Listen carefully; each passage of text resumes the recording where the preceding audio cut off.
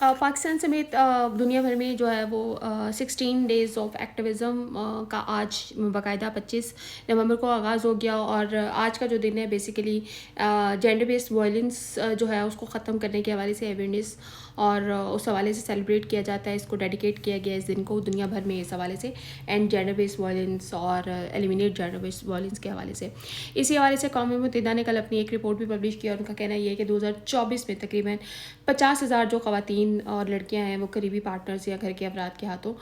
قتل ہوئی ہیں. مطلب یہ کہ ہر 10 منٹ میں ایک خاتون اپنی جان گنوا دیتی ہے، ہر 10 منٹ میں ایک خاتون. بہت بڑا نمبر ہے یہ، اور روزانہ تقریباً 137 جو خواتین ہیں یعنی آن ایوریج جو ہے وہ اپنی زندگی سے ہاتھ دھو بیٹھتی ہیں.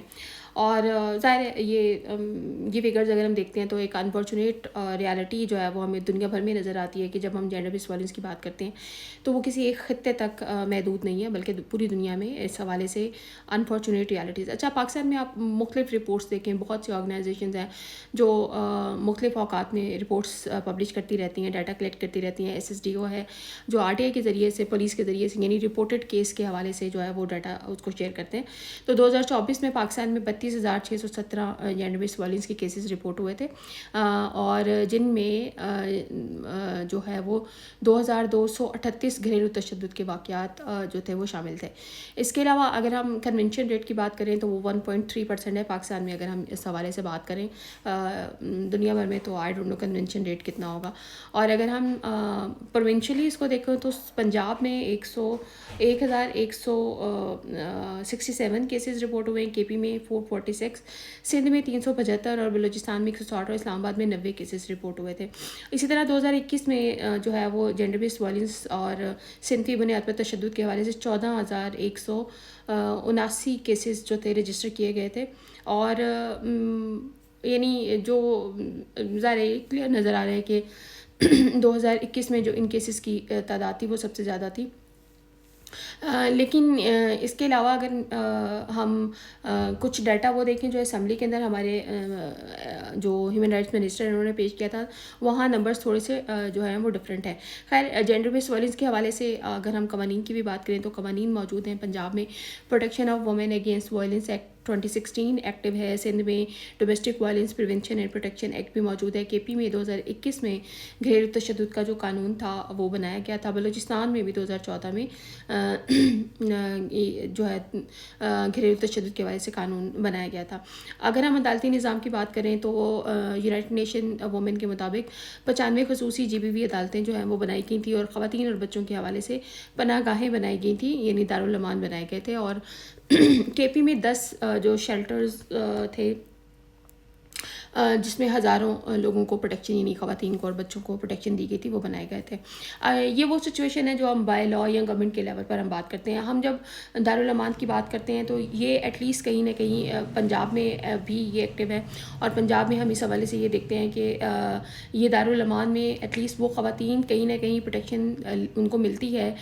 جو وائلنس کا شکار ہوتی ہیں، یہ خلا کے کیسز کو پروسیڈ کرنا چاہتی ہیں، کیونکہ ان دارالامان میں نہ صرف ان کو پروٹیکشن دی جاتی ہے بلکہ اس کے ساتھ ساتھ جو ہے ان کو جو جتنی بھی لیگل معاملات ہوتے ہیں اس میں بھی ہر طرح کی مالی معاونت فری آف کاسٹ، یعنی ایون لائر تک جو ہے اس خاتون کو پرووائڈ کیا جاتا ہے فیملی کورٹ میں اپنے کیس پروسیڈنگس کے حوالے سے. وہ پروسیڈنگس خلا کے حوالے سے ہوں یا تشدد، گھریلو تشدد کے حوالے سے ہوں، یا کسی بھی طرح سے خرچے وغیرہ کے حوالے سے ہوں.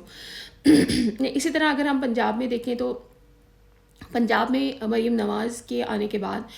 اسپیسیفکلی کچھ پروجیکٹس شروع کیے گئے تھے جو خواتین کی پروٹیکشن کے حوالے سے، جس میں ہم نے پنک بٹن کو بھی دیکھا اور وہ ایکٹیولی کام کرا ہے. اس کے علاوہ جب ہم پبلک ٹرانسپورٹس کی بات کرتے ہیں جو گرین بسز کی صورت میں، الیکٹرک بسز کی صورت میں پورے پنجاب میں ابھی اس وقت اسٹارٹ کی گئی ہیں، تو اس میں ایک پازیٹیو چیز یہ ہے کہ خواتین کے لیے ایک سیکشن ڈفرینٹ ہے. جو میرے خیال میں بہت سے ایسے شہر تھے جہاں پر پہلے سے اس طرح کی پبلک ٹرانسپورٹس چھوٹے شہروں میں اس طرح سے موجود نہیں تھیں، تو کہیں نہ کہیں وہ پروٹیکشن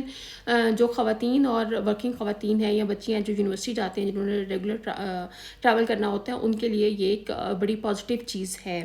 ہم اگر جینڈر بیس وائلنس کے حوالے سے بات کریں تو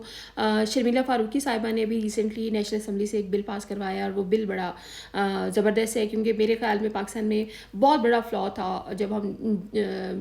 پروٹیکشنس کی بات کرتے تھے تو اس حوالے سے. اب یہ جو بل نیشنل اسمبلی سے پاس ہوا ہے، اس میں جو وائلنس ہے اس کی ڈیفینیشن بڑی جو ہے وہ الیبریٹ کیا گیا اس کو، اور اس میں physical, emotional, psychological, sexual, economical, ان سب کو بھی جو ہے وہ تشدد کی ڈیفینیشن کے اندر لے کر آئے ہیں. یہ بہت امپورٹنٹ بات ہے. اسی طرح اگر ہم سزا کی بات کریں تو سزا کے حوالے سے بھی جو 6 ماہ سے 3 سال تک جو قید ہے اور 1 لاکھ روپے جرمانہ بھی اس میں موجود ہے، اور جرمانہ ادا نہ کرنے کی صورت میں بھی 3 ماہ مزید قید جو ہے وہ ہوگی. اب اس میں سماعت کے حوالے سے بھی، یعنی پروسیڈنگس کے حوالے سے بھی میکینزم بنایا گیا ہے کہ یہ جلد از جلد پروسیڈنگز ہوں گی. لائک پہلی سماعت جو ہے 7 دن کے اندر ہوگی، اور پھر مقدمے کا فیصلہ جو ہے 90 دن کے اندر کرنے کی سجیشن اس بل کے اندر موجود ہے. اور اس میں بڑی امپورٹنٹ بات یہ ہے کہ جب بھی کوئی تشدد ہوتا ہے یا کچھ بھی ایسا ہوتا ہے تو عموماً خواتین کو گھر سے نکال دیا جاتا ہے. تو اس بل میں خاص طور پر یہ کہا گیا ہے کہ اگر اس طرح کا کوئی بھی معاملات ہوں گے تو شخص سے رابطہ نہ کرنے کا حکم یا گھر چھوڑنے کا حکم یہ چیزیں بھی ہیں، اور گھروں سے نکالے جانے کی صورت میں بھی جو ہے نا سزا اس کو میک شور کیا گیا ہے اس کے اندر. اس کے علاوہ جو ہے اس میں خاص طور پر پی پی سی کی ایک سیکشن ہے 498B اور اسکیجول 2، اس میں بھی امینڈمنٹ کی تجویز اس میں دی گئی ہے. اور جن خواتین کو خصوصی یعنی گھر سے نکال دیا جاتا ہے زبردستی، تو اس صورت میں ملزمان کو 3 سے 6 ماہ قید ہوگی اور 2 لاکھ روپے تک جرمانے کی سجیشن بھی ہے اس بل کے اندر. یہ بل میرے خیال میں بہت سے ایسے گیپس، اور اگر ہم نے جسٹس عائشہ ملک صاحبہ کا جو ابھی ریسنٹ خلا کے حوالے سے فیصلہ آیا تھا، ہم اس کی بھی بات کریں تو اس میں بھی جو تشدد یا وائلنس ہے اس کو بہت ڈیٹیل کے ساتھ جو ہے نا بیان کیا گیا ہے، اور اس کی ڈیفینیشن کو اکنامیکل اور ان سب چیزوں کے ساتھ بھی جو ہے وہ جوڑا گیا ہے. تو پاکستان میں ہم جب 16 ڈیز آف ایکٹیویزم کی بات کرتے ہیں تو اس میں ہر سال ان کی تھیم ہوتی ہے، اور اس سال کی جو ان کی تھیم ہے وہ اسپیسیفکلی جو ہے میں آپ کو بتاتی ہوں، united to end digital violence against all women and girl. اور اس میں اسپیسیفکلی جو آن لائن ہیرسمنٹ ہے، سائبر بلنگ ہے، جینڈر بیس اسپیچ ہے، ان سب چیزوں کو اس میں ریلیٹ کیا گیا ہے. اسپیسیفکلی اگر ہم دیکھیں تو پاکستان میں پوری دنیا میں ڈیپ فیک، اے آئی اور ان سب چیزوں کے آنے کے بعد جو ڈیجیٹل اسپیسیز ہیں اس میں خاص طور پر خواتین کے لیے اب پرابلم اور وہاں پر اسٹے کرنا ایک مزید بہت بڑا مسئلہ بن چکا ہے، اور عدم برداشت اتنی زیادہ ہو چکی ہے. پاکستان میں ہم نے ثنا یوسف کا کیس دیکھا، وہ ایک بڑی انفارچونیٹ بات تھی، اور اس میں ہم جس معاشرے میں رہتے ہیں وہاں ہمیشہ ifs and but کا شکار وہ خود بچی ہی ہوتی ہے یا خاتون ہی ہوتی ہے. اس کے بعد سامیہ کا کیس آیا تھا. سامیہ نے کتنی بہادری اور خوبصورتی سے اپنے کیس کو لڑا، لیکن اس معاشرے میں جو پیٹریارکی مائنڈ سیٹ ہے اس نے وہاں پر بھی سامیہ کو ہی کوشچن اور گولڈ ڈگر اور واٹ ایور جو بھی کیا جا سکتا ہے. تو it's very difficult in this society, specifically جہاں پیٹریارکی مائنڈ سیٹ بہت زیادہ ہے، پریویل کر رہا ہے، وہاں پر ہر نئی آنے والی جو اسپیس ہے